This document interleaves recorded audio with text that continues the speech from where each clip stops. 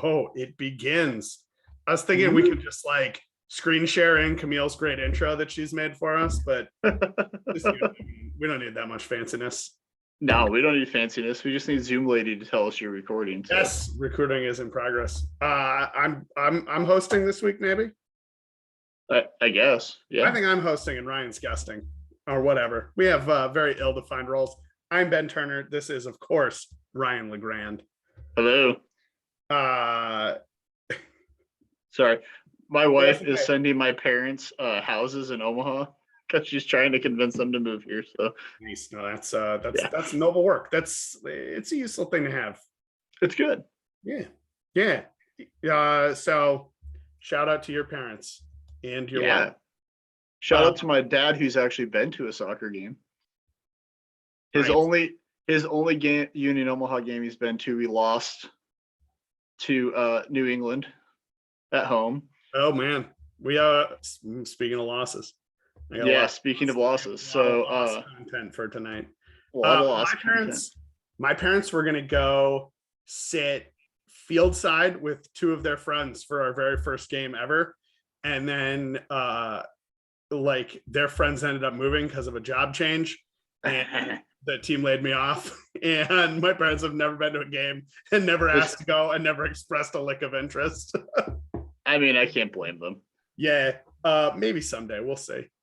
Well, I think now that pretty much everybody you either worked with or for is no longer there. Yeah. Maybe the feelings will have changed. Yeah, I mean, although like as we discussed on Saturday night, when you're protected as a parent, your rage sometimes knows no bounds and no forgiveness. True. So is that what we're going to start with on Saturday night? We could review the absolutely beautiful wedding that we went to. I've been to a lot of weddings in my time. I'd like to think of myself as a connoisseur. That was one of the better ones. That was an amazing wedding. So shout out to Hunter and Olivia Fangmeyer. Yeah. Beautiful Congrats. Ceremony. Yeah. Some of the racier passages from the Bible were read as which was pretty impressive at the cathedral of all places. Yeah. You know, like the main church of the diocese. Like that was a pretty big deal. But beautiful. Yeah. Hunter and Olivia won't hear these shout outs for a while because they also left 3 days after their wedding for Italy. So we're international, baby. That's right. Yeah. So if anybody follows us on Instagram, first of all, we barely ever post there. Yeah. But we did take a pod picture at the reception because all of us were there. Yeah, we all shared a table. And we shared a table, and we watched a game on a cell phone because that was how we had to do it. Yeah, and I believe I said at the time, like the Berm, I'm not doing a lot of watching. I'm doing a lot of chit chatting. Yeah, and, that's okay. Yeah, but let's start with the news of the week. Yeah, which is first bit of news. RIP to Gio's right ACL. Poor guy. I know. And like, I think it struck like I felt like he was the kind of player who has not quite put it together, but was in the process of putting it together in a really meaningful way for us. Keeping with our theme of comparing current roster guys to former roster guys. Yeah. The first thought in my head, which was a terrible thought, was, oh shit, is he the next EVD? Okay, Luke. I know, but it was just like it's just I don't know. From what we've found out, right? No, but from what we've know, it was a non-contact type thing. You know, it didn't seem like it was anything like major happened. It didn't happen in a game. They say the non-contact ones are the worst. Because that's that's what, causes the CLs to go. Yeah. So I mean, hopefully he seems to be in good spirits about it. So. Yeah, his positive, and like one thing I loved was the amount of support that he was getting from not only just people associated with the media empire, but our fans in general. Very positive. There's a guy who's played 4 games for us and's had like, he's had an okay impact. Like he's not, this is not like a, I mean, I don't want to say the name of a player because I don't want to jinx anyone like that, past or present. right? But it's not like it's a player who's yeah, whatever. They said season ending, right? Yes. Yeah. And I mean, So, he said it's his right ACL. ACL's traditionally a year of recovery. Now, I will say, for that being a season-ending injury, his lasting impression on our team is winning a penalty in the 92nd minute. No, that's true. To make it 3-0 against Fuego. So, I mean, yeah, I think that's the stuff that obviously that lasts with people because they're going to remember that stuff. But I think too, the fans that I follow and the people I see, especially on social media, Twitter, Instagram, once you're an owl, you're an owl, and we will go to battle for you, and we will support you no matter what. It doesn't matter if you played 1 game, 4 games, whatever it is. So it doesn't surprise me that fans reached out to him immediately, and I think people know, like, he's a young guy. This was, one of his chances, and that's not the way you want to see your first, see that season end that way. So. Yeah. But I think there was a lot of potential there. I hope we see him back. And I just received a funny text message. I wasn't thinking of some sort of horribly grim thought. Oh, sure. And nothing but the best from us. So, sure. Tough questions. Who does this help the most on our team? Who benefits the most from this? Okay, well, I think the guy that they were hoping it benefited, I'm not sure. I think he had a decent game from what I've been able to watch back, but I think it benefits Yoskar in some ways. Because he's been on the team, he knows the system. Jay obviously trusted him enough to give him a start on Saturday. So I think he could benefit Yoskar. I wonder, Isaac was on the bench. I wonder if it benefits some of the midfielders with Amir maybe getting a chance to push up and play where they may push other people out. Does it benefit Ryan Jiba? Does Ryan get pushed up and we move Amir to left back and have Isaac at right back? I mean, I think that Jay knows what he's doing.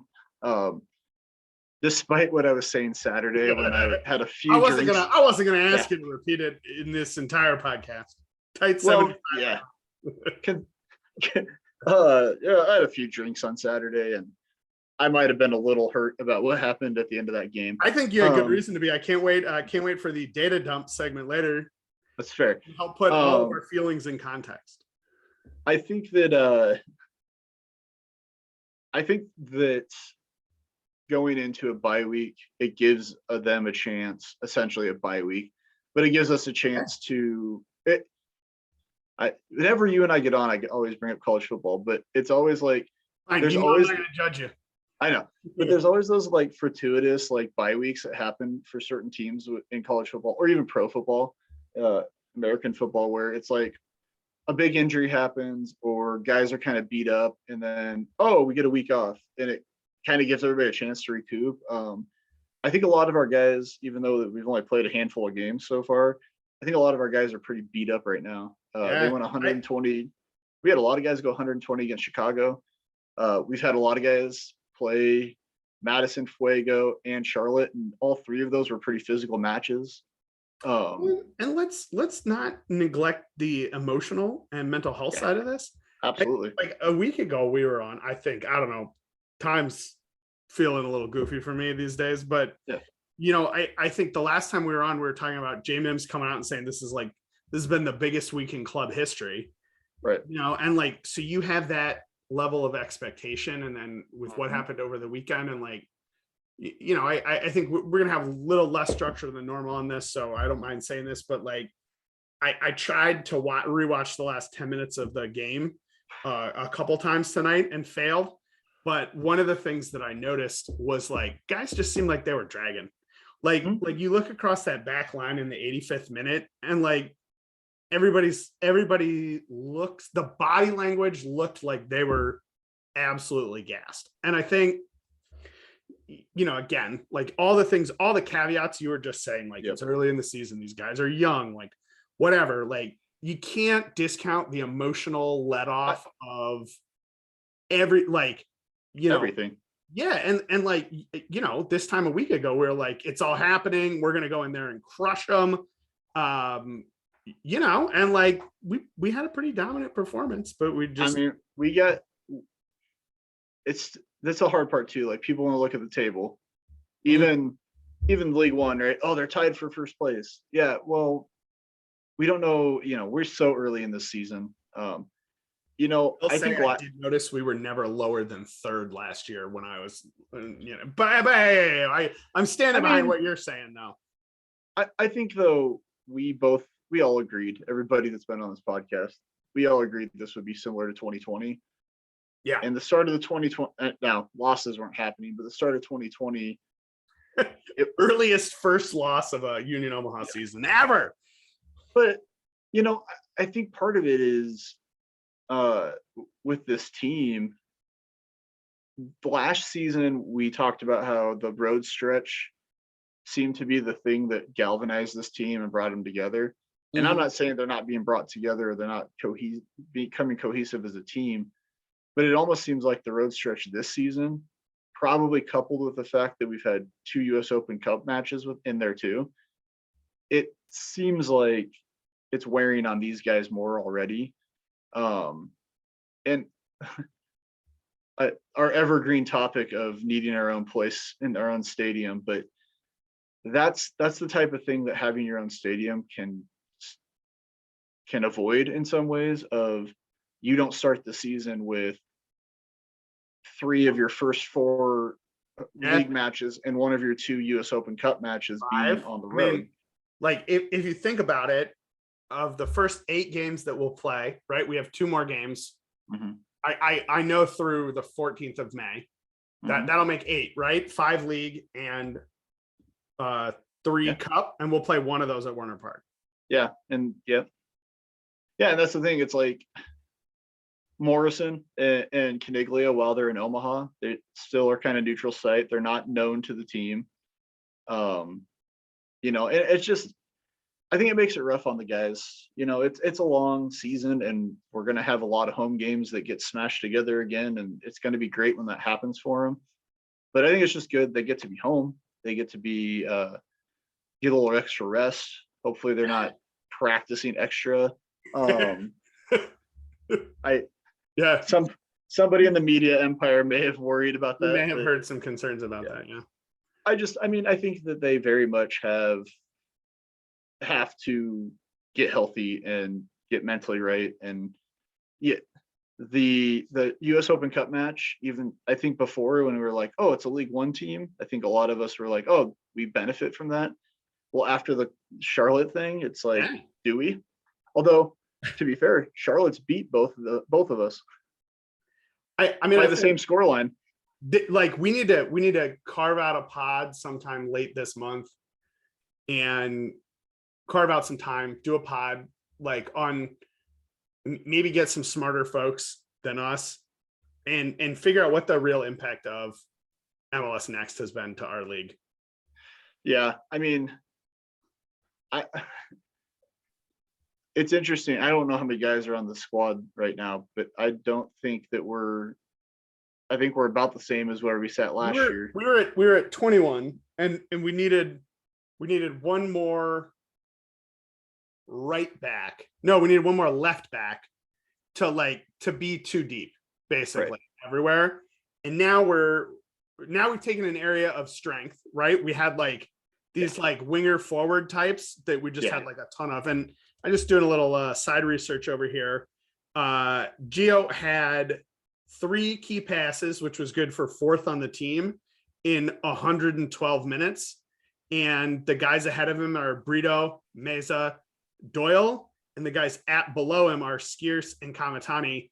And all of those guys played the lowest was 339 minutes, and Gio played 112.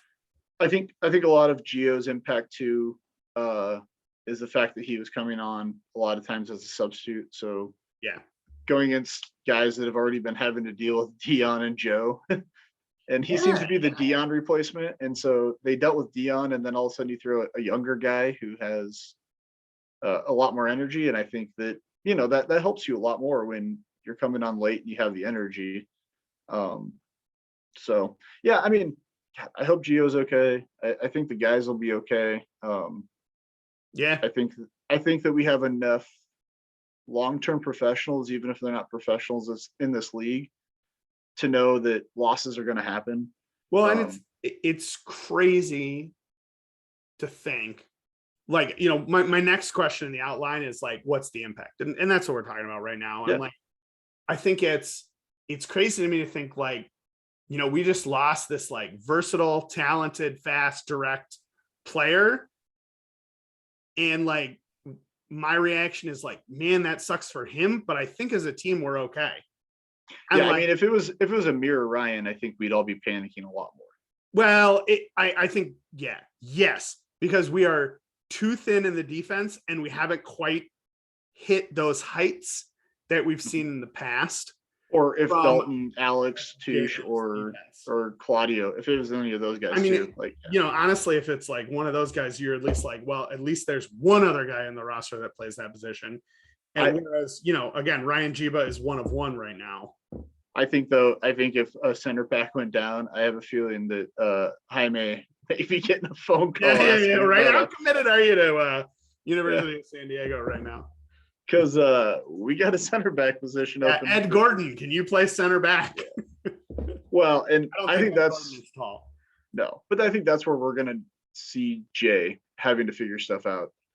Yeah. Who's coverage? Ed, can Eddie play on the wing? If not, who can you push out there? Who can you have as a backup type thing?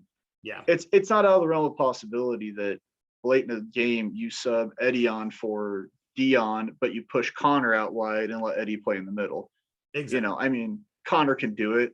I wouldn't play him 90 there, but if he needs to finish the game on the wing, I have no problem with him doing that. So, all right. Well, what other news do we have? Let me just give you, speaking of fast, direct players, let me just give you something I just saw here. You know who is leading the team in expected assists right now?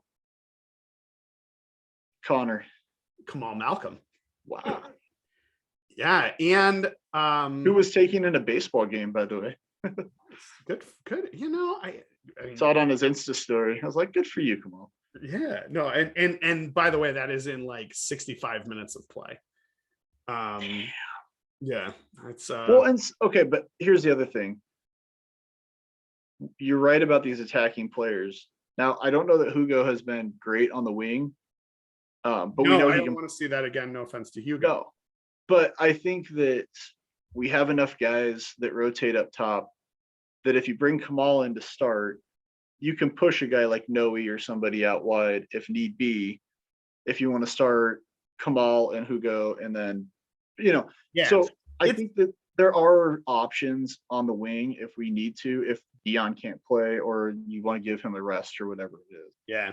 I mean, there's options. And I think on the Gio thing, like, it's easy to sit here and be like, it's okay because he wasn't there. But I think, to me, I think you look at those guys up there, and like, he, to me, was like, of the guys on the bench so far this season, I think he's the one who's most likely to play his way into the side and keep somebody that we thought was better now on the bench, in a way that this is gonna blow everybody's mind, but in a way that Elma did in season 1, right? Like, and kept those guys that, like, the traditional strikers of Elvier and Juan on the bench.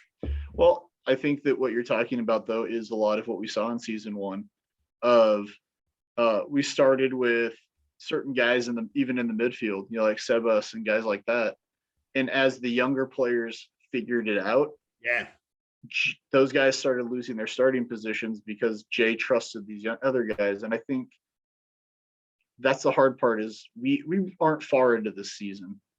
And so I think you said it on Saturday. This is our first loss since early October. Yeah. Now, granted, it's two seasons, but we also went on an insane tear after that Madison match. you know, Okay. No, and including, like, you know what? We lost 5 games last year and 3 in our first season. Like, right. Yeah, we've lost 9 total games in 3 seasons. That's pretty dang good. yeah, So, exactly. was there any other news that I missed? Because Noe Meza made team of the week, I believe. he did. I did see that for a really nice goal. I mean, it was nice that he scored. It's Yeah. pretty scrappy goal. It was not Noe Meza against the Chicago Fire. It's okay though, because Noe needs to be able to score those goals as much as he needs to score the golazos. I'm pretty sure. So I watched the highlights, and I'm pretty sure that the announcer said, "Ask any striker, they'll tell you. Doesn't matter how they look, they all count the same." Something to that effect. So it's kind of what you said to your wife when Kamal scored against Fuego. Yeah. She's like, "Well, it barely went in." It's like, it went in. It's a goal. Also, kind of like Vin Diesel told Paul Walker after their first street race, doesn't matter if you win. Ask any real racer, they'll tell you, doesn't matter if you win by an inch or a mile, a win's a win. So it's true. Yeah. Yeah, I talk about that all the time with that scene like, from the Fast and the Furious. No, just that sentiment, like Nebraska football last year, right? Like everybody's like, oh, all these close losses. And I'm like, guess what? When people look at the record though, all they see is a loss. They don't see that you only lost by a point. Yeah. You know, oh man, this is too far out there. But one thing I do like about Ken Pomeroy's college basketball rankings is he tracks luck. And like, you know, which is sometimes a useful thing to look at in a college basketball season when you're like, you know, are we getting crushed because we're losing a lot of games that are coin flips, and like, you know, we're losing a lot of coin flips or whatever. So I have here, did you watch the game? So Hunter and Olivia, I apologize. Yeah. But while people were giving speeches, my attention may have been split. Yeah, I can listen and watch. I do it all the time. Yeah. I may have gotten a few elbows and looks from my wife during the wedding, or during the reception. I mean, I didn't watch it back. I did not watch it back, and my first watch was limited in scope. Yeah, I mean, I think we both saw enough of what was going on. I will say that where this isn't going to be our typical breakdown is I don't know that I watched closely enough to know how quality and well we were playing throughout the match. Now, I can say based on, I mean, you're going to do a data dump at some point, but based on what the team released statistics wise, we seem to be right in our comfort zone. Apparently, passing, I haven't looked at that. Passing was over 70%. So apparently we need to pass worse. Yeah, no wonder we lost. Yeah. Right? Isn't that weird? From what we watched, I think you and I got to watch a lot more of the first half. Yeah. Because the reception didn't really get going until like after 6:30. Yeah. And so we watched pretty much the whole first half. I think the second half we saw basically our goal and their winning goal. I don't know that I remember their game tying goal. Yeah, I saw it because it was a mistake of a certain player who's you know, significant other was in attendance. Like, I don't know about a mistake. Like that person got out jumped, right? Like Dalton that happens. That one. It does. And like, you know, I think. And how much is that tired legs again? Oh my gosh. Yeah. And like, I think ultimately for me on the watching and rewatching, I didn't get a great feel in the beginning. And like, if you know the movie's a tragedy and the main character is going to die at the end in a way that feels pretty unfair, I'm not going to go back and rewatch the film. And like, that's kind of where we're at on this. Yeah. And so we can just move on. Thoughts on their second goal, AKA the clearance didn't count. The ghost goal? Is that what you're talking about? Okay, I've said this multiple times. I said it at the reception. I've said it on Discord. I've probably told my wife a few times, even though she could care less. If you're going to count that as a goal for them, then the one that we saw in the first half that hit the post and under the crossbar and bounced out should have been a goal as well. I agree. On our Discord, Camille said, you know, the camera angle was not great. It's never great, unfortunately. and there's no goal line technology. But no, and the AR's never in the shot, which means right. they're close to the goal line. I went back and watched for that. I guess in my opinion, from the angle it was at, it looked like it hit off Kevin. It hit just inside the post and bounced out. I also said on our Discord when we were all chatting, it reminded me of Domi's pen against Tucson at Morrison, where it hit, but Domi's, instead of coming out, just rolled across the goal face. And I feel like it hit a very similar spot on the post. So I don't know. I don't ever remember. I know on the end line and on the touch lines, the whole ball has to cross the line. Whole ball over the whole line. Yeah. Now, is that true for goals? Or is it just, is it like football? If you get the nose of the ball over, it's a touchdown. No. It is the rule is the whole ball over the whole line.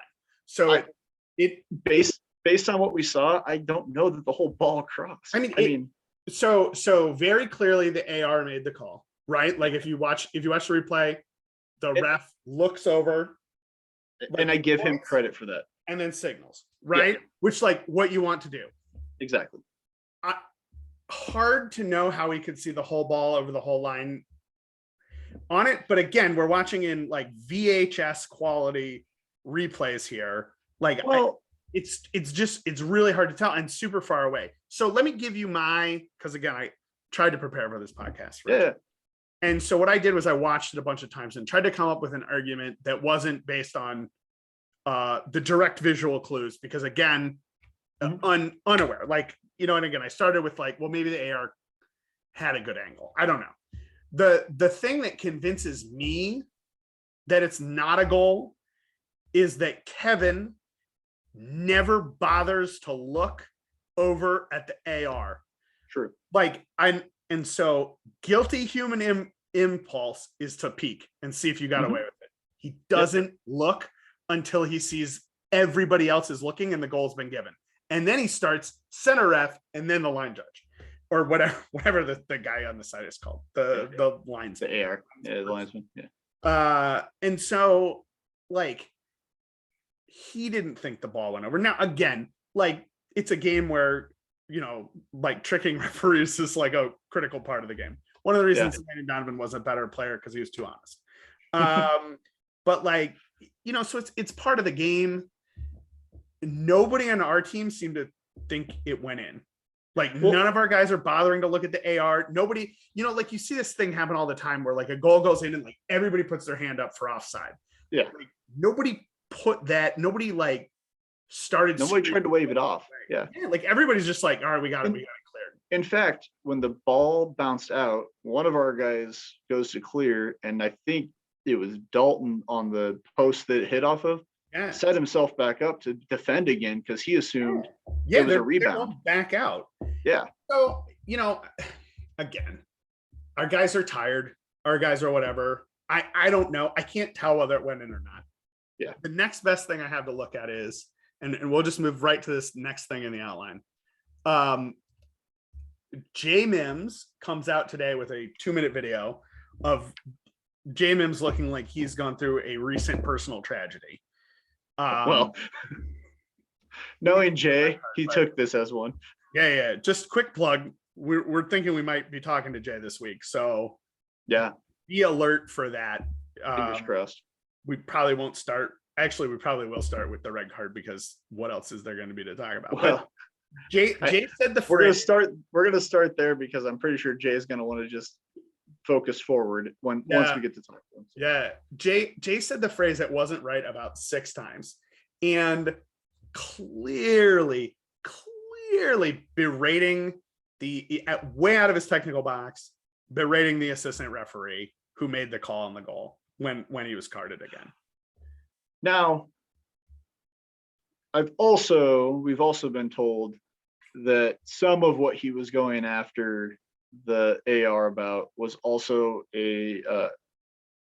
some consistent infringement and some stuff against some of our defenders. I have heard this as well. Yeah. So, yeah. I mean, I think that when Jay said in the video today, that was today, right? Yeah. I think so.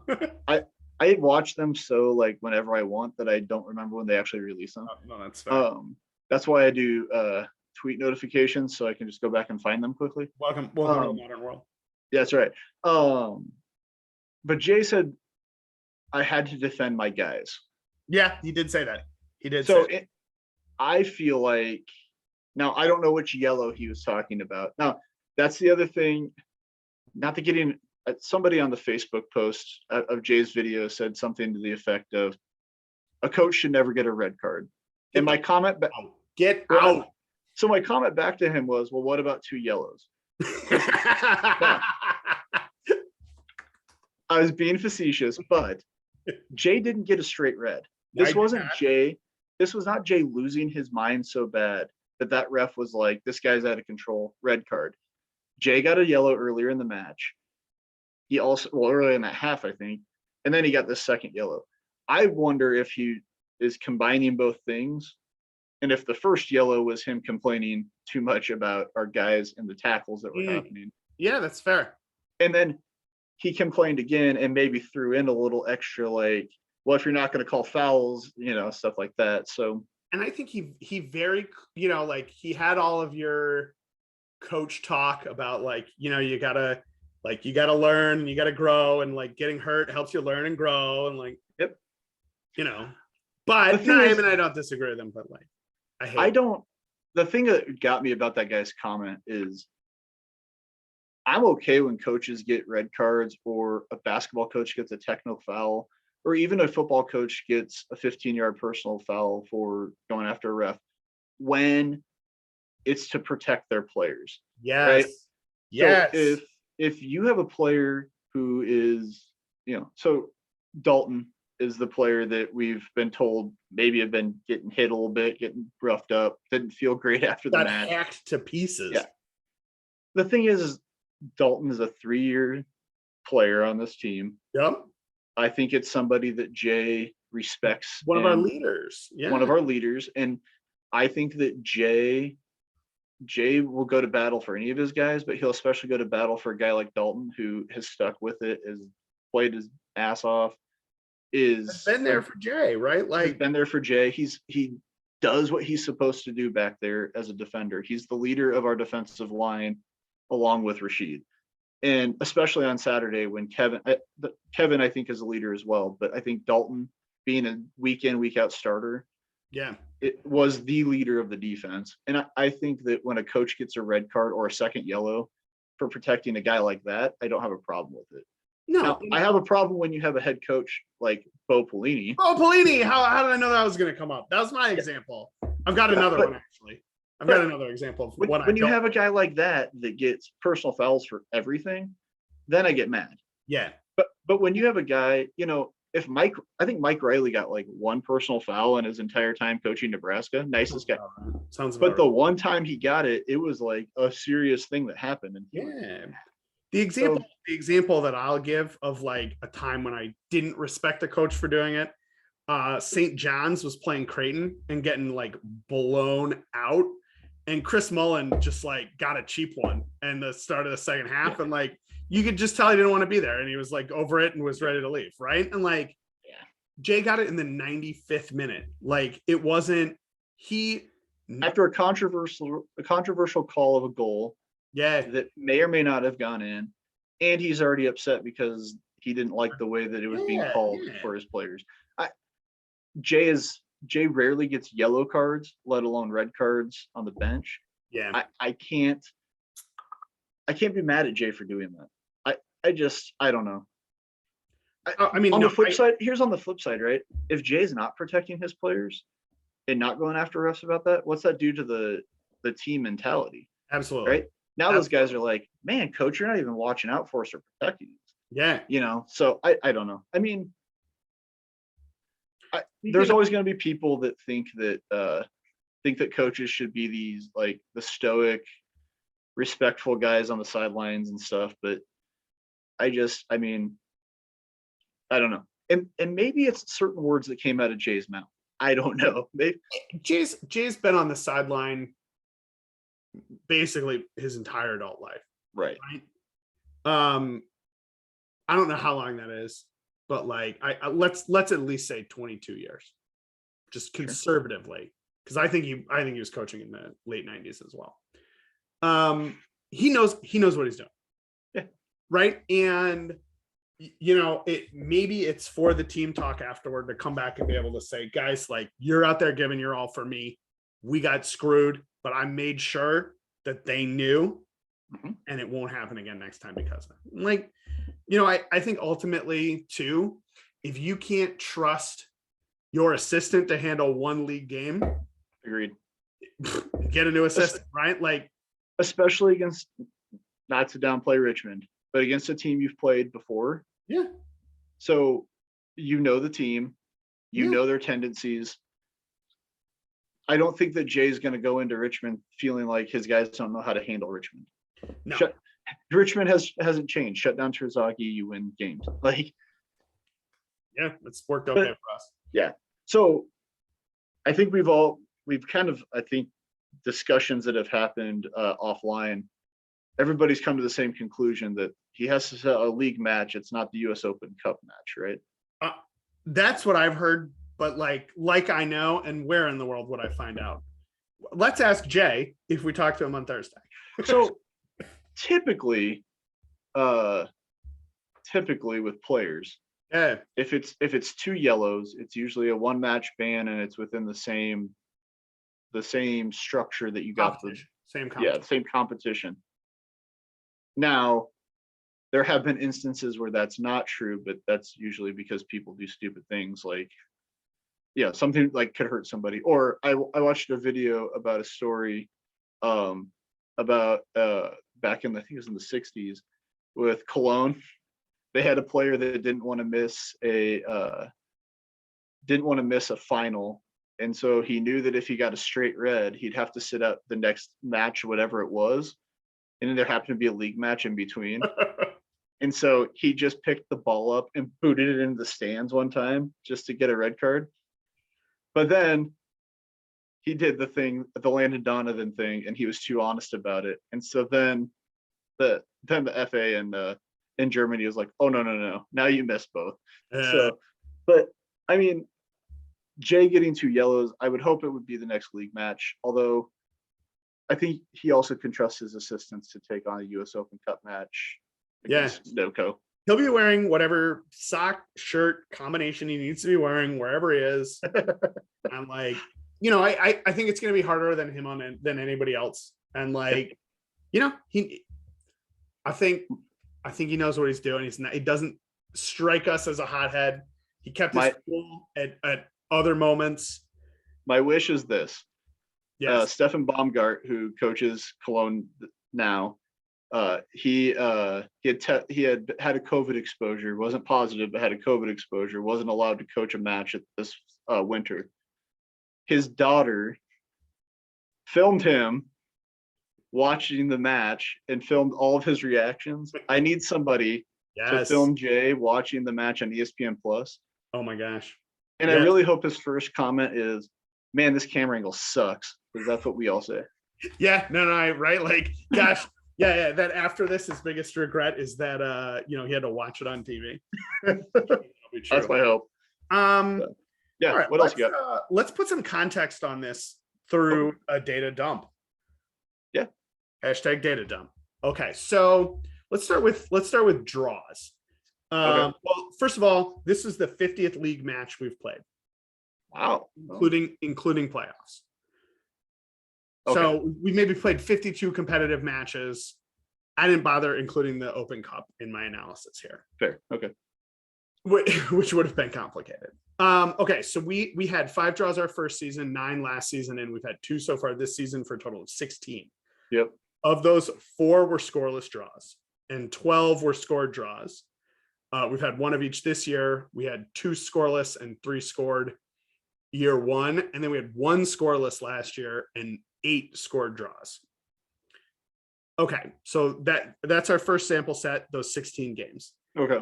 In those, we were ahead and gave up an equalizer 0 times our first season, 5 times last season, and once so far this season, the Madison game, for a total of 6, which leaves us having fought back to gain points in 10 of our draws, 10 of our 16 draws. Wow.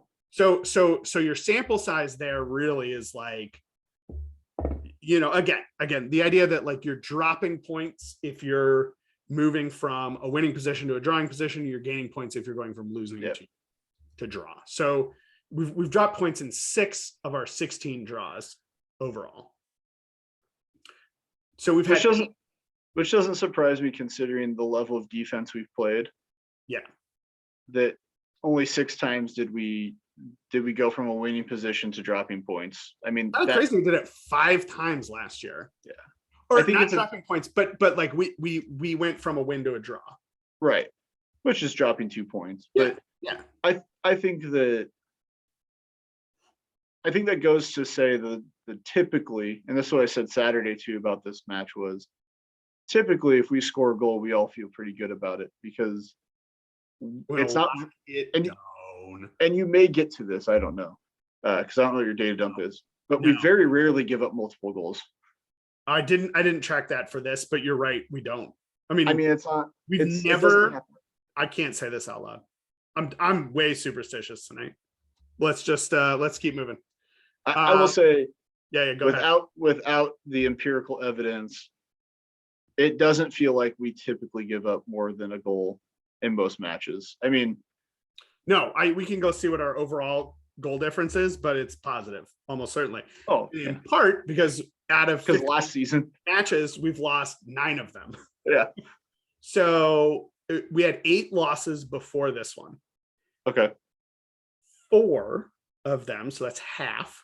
We gave up the game winner in the first 20 minutes of the game. Oh. Technically the first 18. These would be the games where we lose 1-0 and we spend the whole game chasing. Mm-hmm. Which is tough. A game archetype that I'm sure you can remember. Well, and that's tough for a counter-attacking team because typically the other team then is not attacking as hard because they have their goal. Couple of notables for you on that. At Morrison to Tucson and home to Greenville last year. What was Tucson's penalty though? Was that first? Second half. 7th minute. 7th. God. Yeah. It felt late. It felt later than that. Yeah. No. It was really early on. Yeah.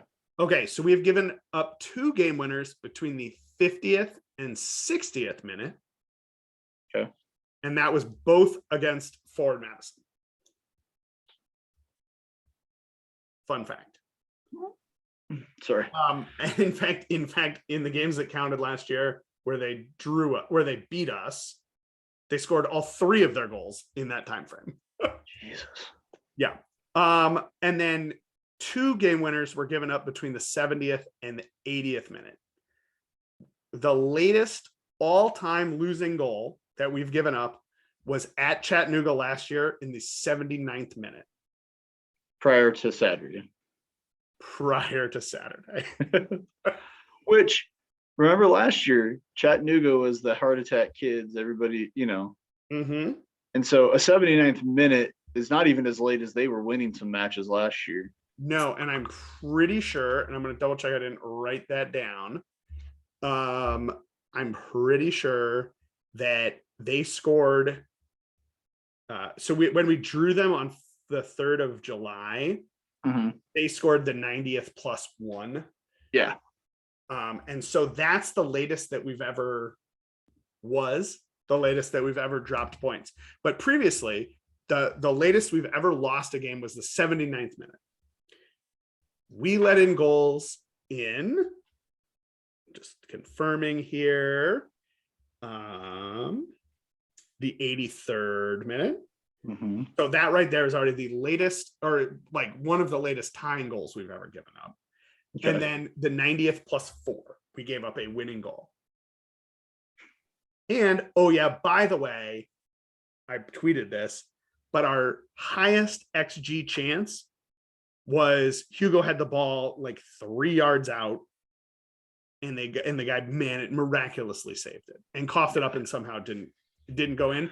And that would have been insane. The ball, however, it was not as we thought. Balls also mysteriously crossing the line. Like it wasn't like it seemed on that one. And so go ahead. I think what you're getting at, correct me if I'm wrong, is because we don't see a lot of late winners against us. Let me read this one point. This is the first game in 50 league message we had a lead and didn't score points. Yeah. So now here's the thing is, without anybody like you pulling that, I don't think a lot of our fans would realize that. But I think when people watch this, maybe the last time you and I did a video that got posted, it got the least amount of views. But or listen to this, I think that there's going to be the light bulb moment of that's why this felt even worse than it probably should. Is we don't typically give up late goals. Yeah. I mean, we've given up 3, it sounds like, from what you researched, from that to drop points in some way, either for a draw or I didn't actually get that specific information of like, you know, how many points have we given up in stoppage time, but back of the envelope is like, those are the 2 games, is last year at Madison or last year at home to Chattanooga, and that's it. Well, and then you said there was also one in the 83rd minute. Their first goal. Yeah. which would have been pretty late to begin with. Yeah. So, I mean, we don't typically, I think what's hard for everybody to swallow on this one is getting a draw on the road from a winning position sucks, but you're like, okay, it's early in the season. It's another point on the road. You move on. Anytime your team, whatever team you're supporting, gets scored on really late to lose. I mean, it's the magic of March Madness, right? Buzzer beaters is what has built that tournament to what it is. Yeah. These Cinderella teams hitting a buzzer beater, that's the big thing. And that's essentially, we don't have buzzer beaters in soccer, but that's essentially what Charlotte did. They scored as late as possible. Almost hit our shot. We almost did too, but they also added time on because of them scoring, him having to check it, them celebrating, all that stuff. They always add a little bit extra on, which is why we even had that opportunity. Yeah, and it really, I gotta say, it really pisses me off they didn't include that chance in the highlights. Like, yeah, it was a good chance. I mean, I know it didn't result in anything. Highest expected goals of any chance in the entire match. Yeah. So, I mean, I think there's going to be a lot of people that are like me right now that go, okay, this explains why. Well, this leads me to my next question. Rate this loss for me. One, I don't know what the one loss is, but a 5 is losing to Madison instead of clinching the league title. In a game that never should have finished or never should have happened. You know, I don't know what a 1 is. Well, I mean, I guess trying to think, because even, I mean, here, how about this? You know what a low emotional impact loss that I feel was that loss to Chattanooga last season away. Like, you know, like we're starting 18-year-old kid that we signed 2 days before at center back against the league leading team, right? Like, yeah, and I think so. I think the loss, I think losing to Madison hurt because whether everybody wants to think it is or not, it's a rivalry, right? Like, and it sucked, and our guys were playing pretty well leading into that match and really laid a big old egg on that one.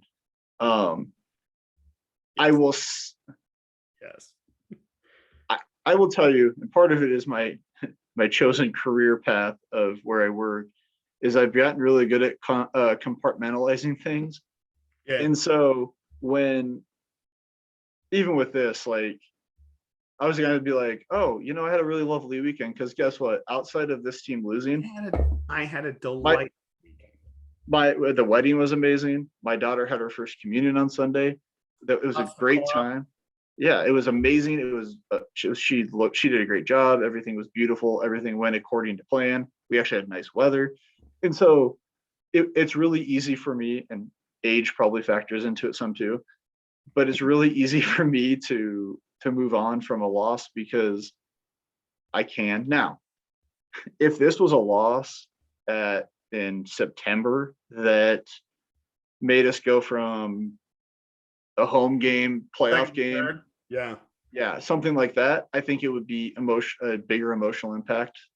Now I will say, because I can compartmentalize, when they happen, each loss, they all hurt at the time. Absolutely. Like it's every one of them, it's like, oh my God, what happened? But rating it, I don't know that there's, well, for one, we've lost how many times total in 3 years? This will be 9.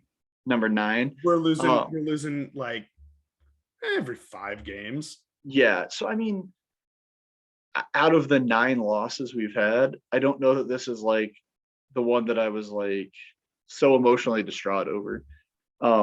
Yeah. So I got a theory on this because I wasn't either. And like, I don't think it's where we were. I don't think it's what we're doing. I don't think it's how great the weekend was.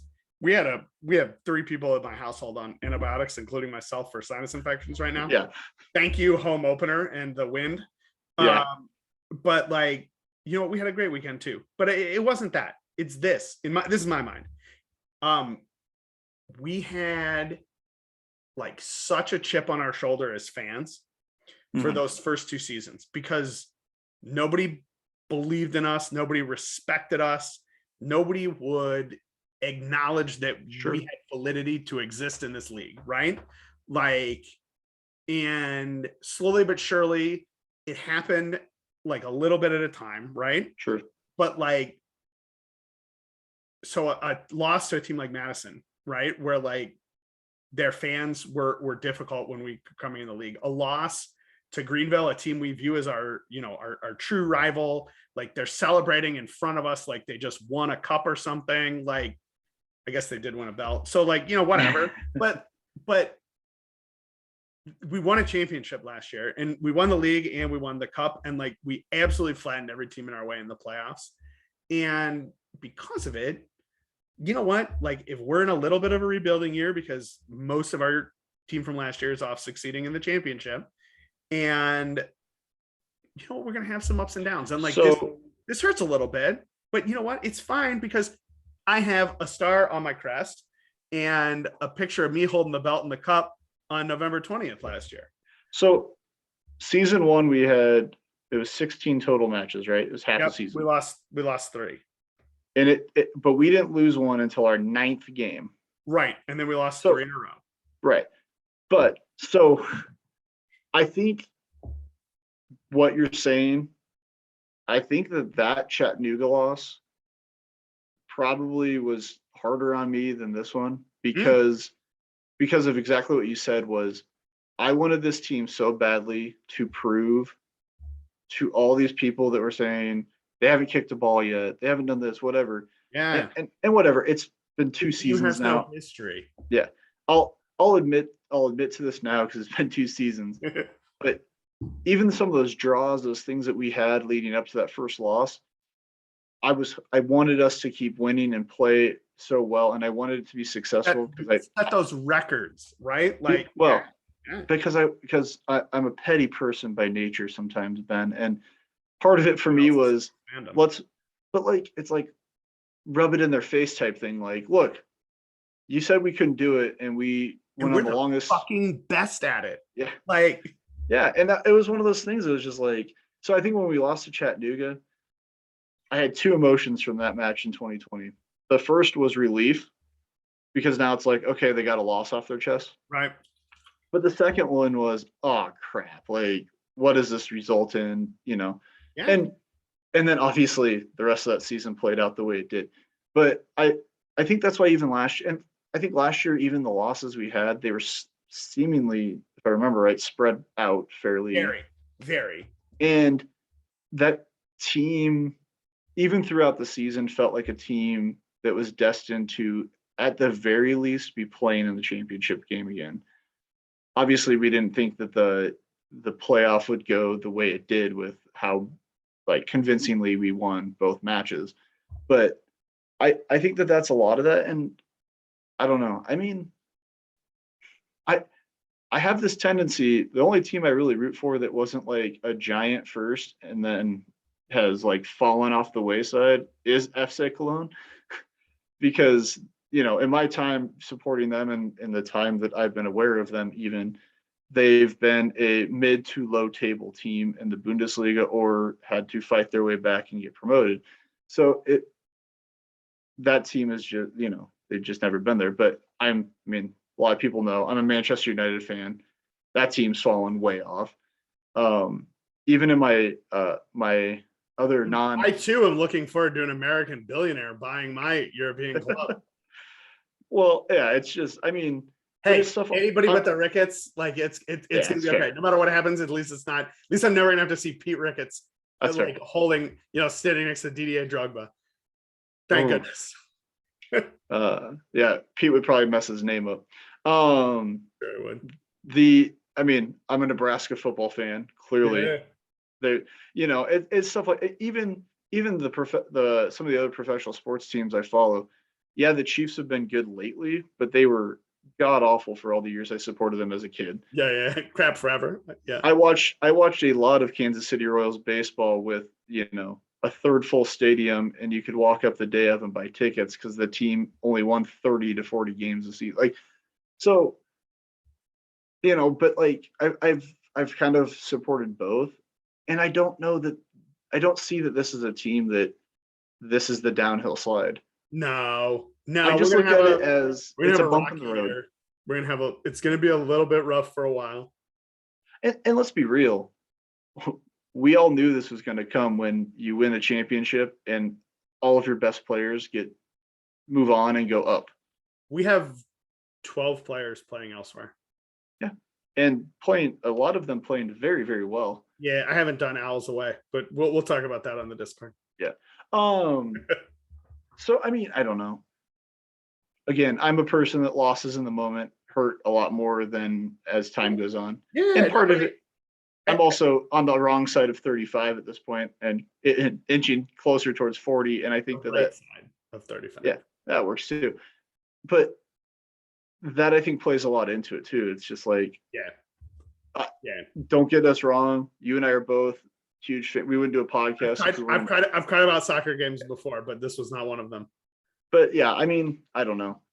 I always say draws and losses this early draws and losses this early in the season don't affect me as much as we get closer and it really gets to be that time where it's like, oh crap. Because even with this loss, where'd we end up in the table?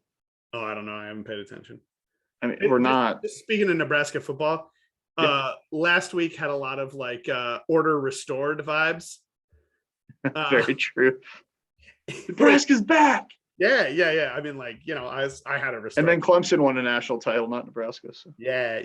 I think, I think it is going to be a process. The Chicago Fire win, the 3-0 win at home, top of the table, best defense in the league. So, it all seemed right, but here's the thing. Okay, now this is FOT Mob. Yeah, love it. Currently we're in. Now we've played. Hailstorm are in 7th right now, but they have a game in hand because they haven't played their 4th.